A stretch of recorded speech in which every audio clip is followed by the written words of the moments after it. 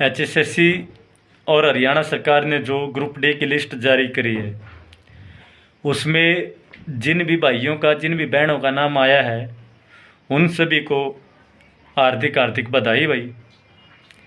और अगर एचएसएससी और हरियाणा सरकार ये बात कह रही है कि हमने रोज़गार देने का काम किया है, तो मैं ये बात कहता हूँ कि वो आपकी योग्यता के साथ एक बहुत बड़ा खिलवाड़ करने का काम एचएसएससी और हरियाणा सरकार ने किया है।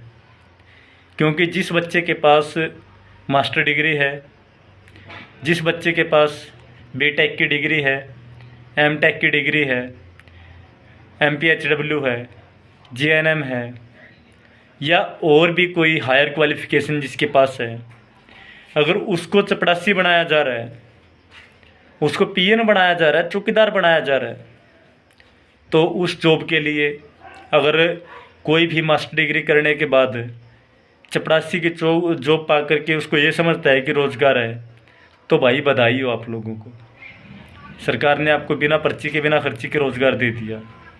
अगर ये सरकार कहती है कि हमने ग्रुप डी का 10,997 पदों पर जो बच्चे हैं उनको रोज़गार देने का काम किया है, तो मैं ये बात कहता हूँ कि जो हरियाणा के अंदर गठबंधन की सरकार चली हुई है, उन दोनों पार्टियों के प्रवक्ताओं को और एचएसएससी के चेयरमैन श्री भोपाल सिंह खत्री जी को मेरे साथ डिबेट में बिठाया जाए।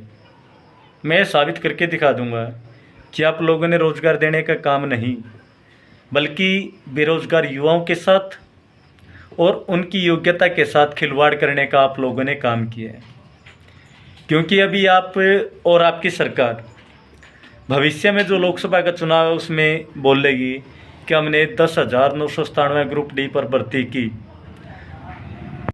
उसके बाद आप ग्रुप सी की भर्ती करेंगे, फिर आप उन पदों की काउंटिंग करेंगे कि इतने पदों पर हमने भर्ती की। लेकिन मैं आप तमाम साथियों के माध्यम से सरकार से पूछना चाहता हूं कि जो बच्चे बीटेक किए हुए हैं, जो बच्चे एमए किए हुए हैं, क्या वो बच्चे सिर्फ ग्रुप डी तक सीमित रहेंगे? जब भी भविष्य में उनका कोई भी एग्ज़ाम क्लियर हो जाएगा, तो क्या वो उसमें ज्वाइन नहीं करेंगे? क्या वो ग्रुप डी से ज्वाइन नहीं देंगे? तो आपने कहाँ रोज़गार दिया? अगर आप सही मायने में रोज़गार देने वाले थे तो पहले आप ग्रुप सी की भर्ती को क्लियर करवाते। क्योंकि जो जेई के लिए बच्चों ने एग्ज़ाम भरा था, उनको आप पहले लगाते। उसके बाद ग्रुप 56 की, 57 की, पटवारी के लिए या जितने भी भर्ती जो थी इस ग्रुप सी की, आप उनको पूरा करते। उसके बाद आप ग्रुप डी की भर्ती करते, तो हम मानते कि हाँ, आप लोगों ने रियल में रोज़गार देने का काम किया है। मैं एचएसएससी और हरियाणा सरकार, क्योंकि एचएसएससी जो है वो हरियाणा सरकार के इशारों पर काम कर रही है, उनसे रिक्वेस्ट करूंगा कि चुनावी फ़ायदा उठाने के लिए बच्चों के भविष्य के साथ खिलवाड़ ना करें। क्योंकि अभी जो बच्चे ग्रुप डी में लगे हैं, कल उनका अगर ग्रुप सी में नंबर पड़ जाता है तो वो ग्रुप डी को छोड़ करके ग्रुप सी में ज्वाइन करेंगे, उनका डबल झंझट हो गया। और उसके बाद जिन बच्चों का ग्रुप डी के अंदर नंबर पड़ना था, वो कहाँ जाएंगे भाई?